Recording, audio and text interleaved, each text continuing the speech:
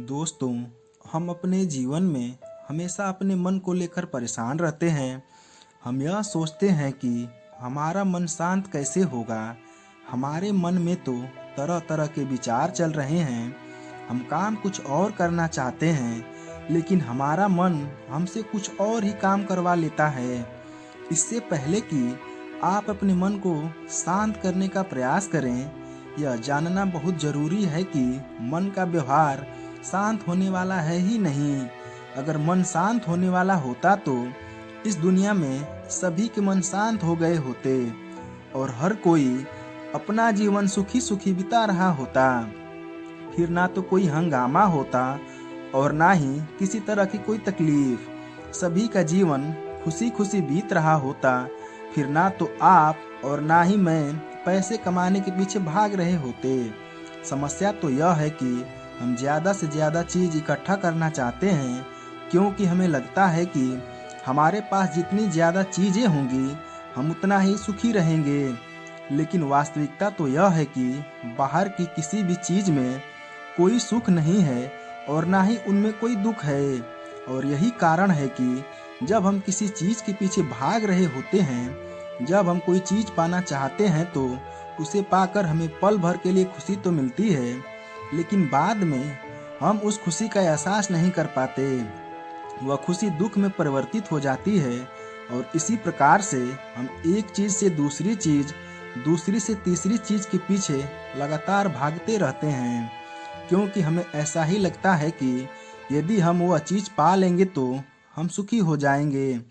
लेकिन वास्तविकता में वह सुख हमारे दुख का कारण बन जाता है, जिस कारण हमारा मन बेचैन रहने लगता है। हम उस चीज़ को पाने के लिए तरह तरह के उपाय करते हैं, जिस कारण हमारा मन और भी बेचैन होने लगता है और यह बेचैनी धीरे धीरे चिंता का रूप ले लेती है और हमारा मन पूरी तरह से अशांत हो जाता है। हमें कुछ भी अच्छा नहीं लगता। हमें लगता है कि जो कुछ हमने मांगा था उसका उल्टा हो रहा है, सब कुछ हमारे विपरीत जा रहा है। और फिर हम अपने मन को शांत करने के लिए ध्यान करना शुरू करते हैं, क्योंकि एक ध्यान ही वह मार्ग है जो हमें ज्ञान की ओर ले जाता है। वह हमें यह बताता है कि बाहर किसी भी चीज़ में कोई सुख नहीं है और ना ही दुख है। दुख और सुख तो हमारे मन का भ्रम है। यह हमारे मन की एक उपज है, जिसके लालच में हमारा मन हमें यहाँ वहाँ भगाता रहता है। जैसे कि महीने से भूखे एक भिखारी को अगर एक सूखी रोटी भी मिल जाए तो वह उसके लिए सुख है, वह उसके लिए अमृत है। और ठीक उसी के विपरीत यदि किसी धनवान के घर 56 प्रकार के भोग भी बन जाएं, तब भी वह उसे खाकर तो दुखी ही रहेगा। यह तो उनकी मन स्थिति पर निर्भर करता है। इसे और अच्छे से समझने के लिए आज की जो कहानी मैं आपको सुनाने जा रहा हूँ, इस कहानी के माध्यम से आप यह समझ पाएंगे कि हमारे मन की स्थिति क्या है और हम इसे कैसे नियंत्रित कर सकते हैं। तो चलिए बिना किसी देरी के कहानी शुरू करते हैं।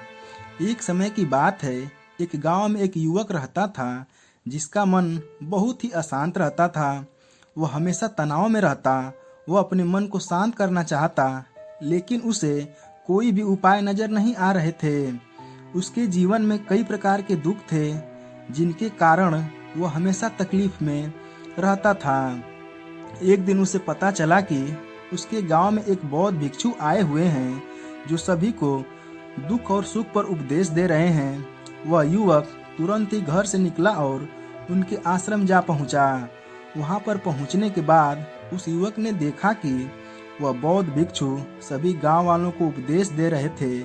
बौद्ध भिक्षु कह रहे थे कि सभी के जीवन में कोई न कोई सुख और दुख तो आता ही रहता है, जिस कारण हमारा मन बहुत अशांत रहता है और एक अशांत मन इस दुनिया का कोई भी सुख नहीं ले सकता। फिर चाहे उसे पूरी दुनिया की धन दौलत ही क्यों न मिल जाए, वह उसे पाकर भी दुखी ही रहेगा। परंतु जिस व्यक्ति का मन शांत है, उसके पास चाहे कुछ भी हो या न हो, वह हर छोटे पल का आनंद ले सकता है। वह हर पल को खुशी खुशी जी सकता है। इस दुनिया का और इस जीवन का परम सुख भी प्राप्त कर सकता है। इतना कहकर उन बौद्ध भिक्षु ने अपना प्रवचन समाप्त कर दिया और वापस आश्रम की ओर लौट गए। युवक भी उनके पीछे पीछे आश्रम पहुंच गया और उस युवक ने उन बौद्ध भिक्षु से कहा, हे गुरुवर, अभी कुछ देर पहले आप उपदेश दे रहे थे कि एक शांत मन हर पल का आनंद ले पाता है, हर पल को सुखी सुखी जी पाता है। लेकिन इस दुनिया में सभी के पास मन है और सभी के मन अशांत हैं, तो ऐसे में भला अपने जीवन को कोई सुखी सुखी कैसे जी सकता है। इस दुनिया में शांत मन किसी के पास नहीं है।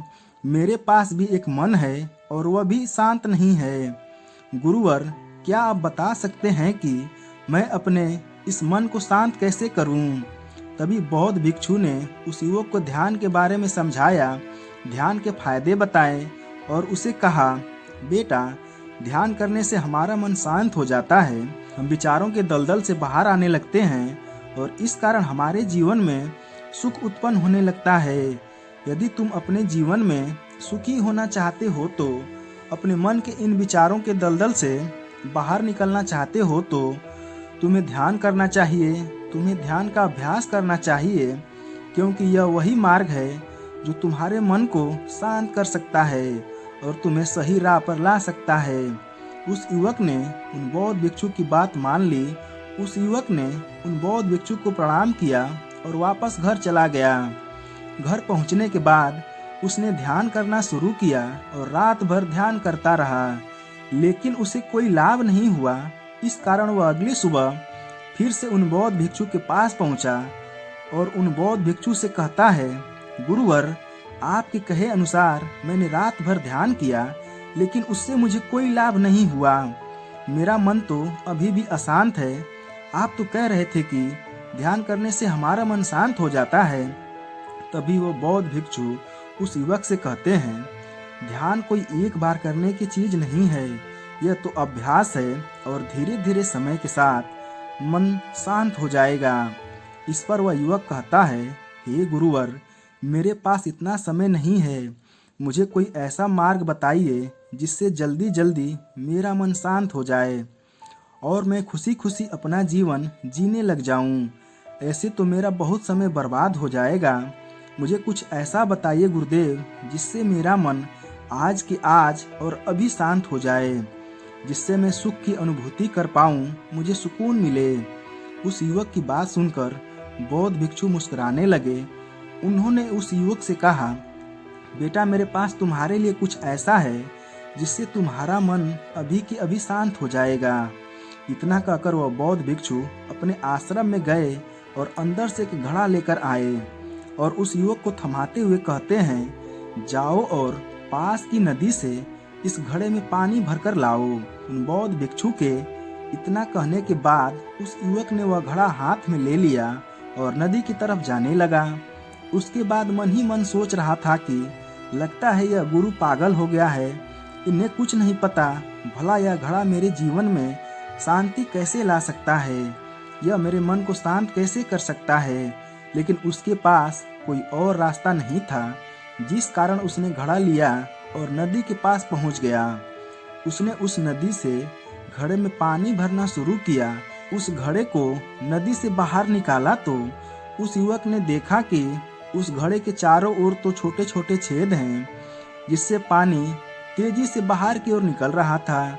उसने लगातार कई बार प्रयास किया, लेकिन काफी बार कोशिश करने के बाद भी वह घड़ा पूरा नहीं भर पाया और थक हार कर उन बौद्ध भिक्षु के पास वापस लौट आया और क्रोधित होकर कहता है, गुरुवर, आपने यह कैसा घड़ा दिया? इसके चारों तरफ तो छेद हैं, भला मैं इसमें पानी कैसे भर के ला सकता हूँ? जब भी मैं पानी भरता हूँ, इस घड़े के छेद से सारे पानी बाहर निकल जाते हैं। इस घड़े को मैं पूरा नहीं भर सकता। तभी वो बौद्ध भिक्षु उस युवक को शांत कराते हुए कहते हैं, बेटा, शांत हो जाओ, तुम्हें तुम्हारे प्रश्न का जवाब ही तो दे रहा हूँ, और यदि तुम क्रोध अवस्था में इस जवाब को सुनोगे तो इससे समझना तुम्हारे लिए मुश्किल हो जाएगा। इसलिए शांत हो जाओ और मेरी बात समझने का प्रयास करो। यह जो घड़ा मैंने तुम्हें दिया है, इसे अपना मन समझो, और मन केवल दो ही प्रकार से शांत हो सकता है। पहला, यह है कि तुम उसे लबालब पूरा भर दो और उसमें कुछ भी आने जाने की जगह ना बचे। क्या तुम इस घड़े को इस प्रकार भर सकते हो? इस पर वह युवक कहता है, हे गुरुवर, मैं इस घड़े को लबालब नहीं भर सकता, क्योंकि जब भी मैं इसमें पानी भरता हूँ तो सारा पानी तो छेद से बाहर निकल जाता है। तभी वह बौद्ध भिक्षु उस युवक से कहते हैं, ठीक इसी तरह हम भी अपने मन को कभी नहीं भर सकते। हम जितना इसमें डालेंगे वह सब कुछ हमारे शरीर के द्वारा बाहर आता रहेगा। फिर चाहे वह क्रोध हो, प्रेम हो या फिर दया, हम जो भी अपने अंदर आने देते हैं वही हमारे अंदर से बाहर भी आ जाता है। और इसलिए मैंने तुम्हें छेदों वाला घड़ा दिया, क्योंकि यह हमारे मन के जैसा ही है। तो बस भरना चाहते हैं, तब तुम अपना समय बेकार ही कर रहे होते हो। क्या तुमने एक पल के लिए भी यह नहीं सोचा कि इसी प्रकार तो तुम अपने मन को भरने में भी लगे हुए हो? क्या इससे तुम्हारा समय बर्बाद नहीं हो रहा है? क्योंकि जिस भी चीज़ से तुम अपने मन को भरोगे वह तो बाहर निकल ही जाएगी। उस युवक को अपनी गलती का एहसास हुआ। वह तुरंत उन बौद्ध भिक्षु से क्षमा मांगने लगा और उन बौद्ध भिक्षु से कहता है कि गुरुवर, आपने सच कहा। मैंने कभी इसके बारे में नहीं सोचा कि मैं अपना जीवन अपने आप ही बर्बाद कर रहा था। ठीक है, मैं तो इस बात से अनजान था, लेकिन आज आपने मेरी आंखें खोल दी। परंतु गुरुवर, अगर यह मन को पूरी तरह भरने का पहला तरीका मन को शांत नहीं कर सकता, तो मन को शांत करने का दूसरा तरीका कौन सा है? बौद्ध भिक्षु मुस्कुराते हुए युवक से कहते हैं कि दूसरा तरीका है कि अपने मन को पूरी तरह खाली कर दो। इस पर वह व्यक्ति कहता है, गुरुवर, आप ही मुझे बताइए कि मैं अपने मन को खाली कैसे कर सकता हूँ। तभी बौद्ध भिक्षु कहते हैं, बेटा, यह तो बहुत ही सरल है। बाहर का कूड़ा अपने भीतर मत जाने दो, इस प्रकार तुम्हारा मन अपने आप ही खाली हो जाएगा। वह व्यक्ति कुछ देर सोच विचार करने के बाद बौद्ध भिक्षु से कहता है, हे गुरुदेव, यह कैसे संभव है? जो भी हम देखते हैं, सुनते हैं, वह हमारे मन में ही तो जाता है, वो हमारे भीतर की ओर ही तो आता है। फिर मैं उसे कैसे रोक सकता हूँ? इस पर बौद्ध भिक्षु मुस्कुराने लगे और उस युवक से कहते हैं, बेटा, मैं तुम्हें यही तो समझाने का प्रयास कर रहा हूँ कि मन को केवल ध्यान से ही जीता जा सकता है और एक दिन ध्यान करने से कुछ नहीं होने वाला। हमें इसके लिए समय देना होगा, हमें इसके लिए धैर्य रखना होगा, इसका निरंतर अभ्यास करना होगा। आगे बौद्ध भिक्षु युवक से कहते हैं, हाँ गुरुवर, मुझे बहुत जोरों की प्यास लगी है। इस पर वह बौद्ध भिक्षु उस युवक को पानी पिलाए और बोले, ये लो पानी पी लो, इससे तुम्हारी प्यास बुझ जाएगी। लेकिन मुझे एक बात बताओ कि आज पानी पी लेने से फिर तुम्हें कभी प्यास नहीं लगेगी? तुम कभी फिर मुझसे पानी नहीं मांगोगे? इस पर वह युवक कहता है, हे गुरुवर, आप कैसी बातें कर रहे हैं? पानी तो हमारे जीवन का एक हिस्सा है, इसके बिना तो हम मर जाएंगे। और आप कह रहे हैं कि आज पानी पी लो और उसके बाद मैं कभी पानी ना पीऊँ? यह भला कैसे संभव है? प्यास तो हमें रोज आती है और हम रोज पानी पीते हैं, इसके बिना तो हम मर जाएंगे। उस युवक से कहते हैं, ठीक इसी प्रकार एक दिन के ध्यान से हमारा मन शांत नहीं हो सकता। उसे भी रोज भूख लगती है और उसे रोज रोज हमें आहार भी देना पड़ता है। उसे भी रोज पानी पीने की जरूरत पड़ती है और ठीक उसी प्रकार हमें हर दिन ध्यान करने की भी जरूरत पड़ती है। और जब हम निरंतर ध्यान करते हैं, इसका अभ्यास करते हैं, तो देखते ही देखते हमारे मन की भूख शांत होने लगती है और एक समय पर हमारा मन सारे विचार उत्पन्न करना बंद कर देता है। तब वो बाहर से कुछ भी ग्रहण नहीं कर पाता और जो भी कोई विचार हमारे भीतर है, वह सारे विचार देखते ही देखते समाप्त हो जाते हैं और इसी प्रकार धीरे धीरे हमारा मन शांत होने लगता है। आगे वह बौद्ध भिक्षु उस युवक से कहते हैं, बेटा तुम ही तो, लेकिन उसके बाद भी तुम्हारा मन शांत नहीं हो रहा।